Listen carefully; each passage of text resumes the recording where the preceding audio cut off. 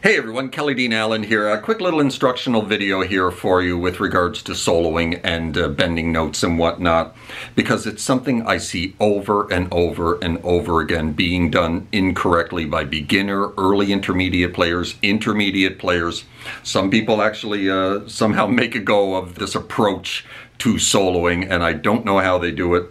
But you know, I watch these young guitar players or any kind of beginner guitar player, you know, trying to play their favorite solo and whatnot, and playing like this, and it just boggles my mind. I'm like, it's so inefficient and the wrong approach to soloing with regards to hand position on the neck. And I'm talking about this, soloing with your fingers straight up and down the fretboard like this, right? And I see it a lot, right?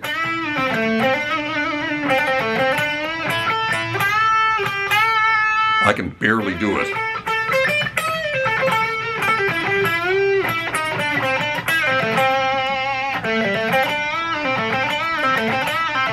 All fingers bending, you know, and it's you know, I'm a pretty good soloist, so I can manage that, but it's the wrong approach to soloing. You need an angle of attack into the fretboard if you're playing any kind of solo, right? Like, you know, if I'm soloing here in A minor like this, look at my fingers. They're kind of lined up all like little ducks in a row here, 5, 6, 7, right?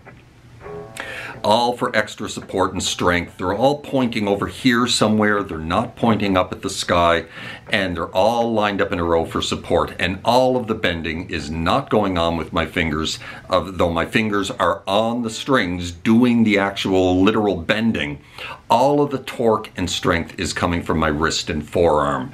That's where all the power and control is. When you're soloing like this, you have very little control of your fingers because your fingers are weak. And you know, these two fingers back here, if I'm on the 7 with my main bending finger here, my ring finger, and I got these two fingers behind it, they're doing absolutely nothing, right? And like my knuckles are bending, trying to bend these notes, right? I can do it because I'm an experienced guitar player, but if you're not, that is a really difficult approach to soloing. Like I said, you want this angle, you want this baseball grip on the neck, you want your fingers all lined up in a row, you want them pointing somewhere over here, right? And you want all that bending to be going on with your wrist and forearm, just pushing those strings up, not this. You don't want that, you know?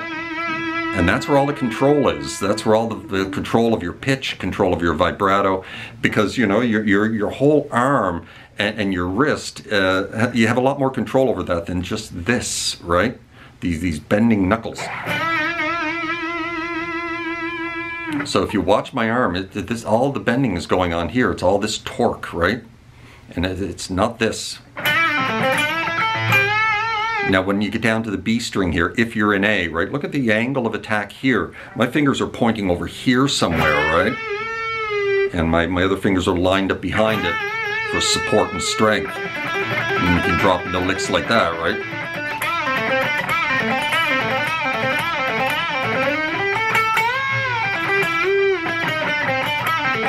And you know, when you're getting into big bends, right?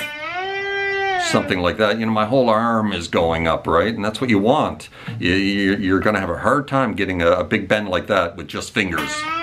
You know, it's possible, but it's not easy and not fun to do, you know, and your pitch control is just going to be horrible. And so anyway, get that angle of attack going here, you know, get everything pointing over here. All your fingers lined up like ducks in a row, pointing over here somewhere, not up at the sky. And remember, torque with your wrist and forearm, right, for bending those notes, not with your fingers. Like my knuckles are not bending here, right? It's all this. It's all this. Not this.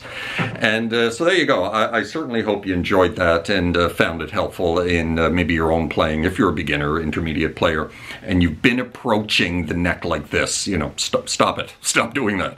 It's just setting you up for failure, and it's difficult, and you're just making things more difficult for yourself. This is the proper approach, like this, like I said, with an angle and bending with your wrist and forearm, right? And there you go. Hope you enjoyed that, and we'll see you next time. Cheers.